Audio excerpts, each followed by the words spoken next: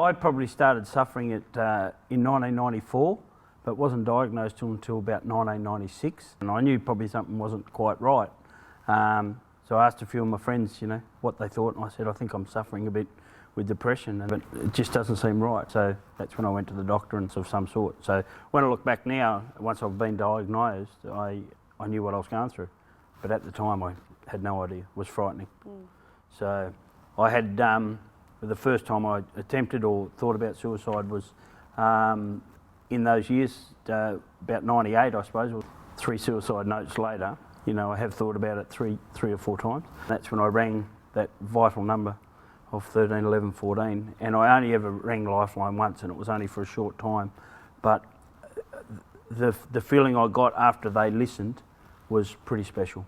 It really was. And I found Lifeline was, well, it was just that. It was that Lifeline. I look back and say, gee, how lucky I was. There was something around the corner, or that little bit of light in the tunnel was there. So to come out of the shadows, to raise $20 million and travel the world doing what I love, I think we can speak about it, and we should speak about it.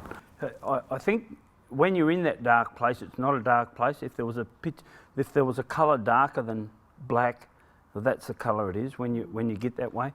But look, as I say to a lot of people, the light at the end of the tunnel was only very minor sometimes, but it is there, and that's where my lifeline was Lifeline.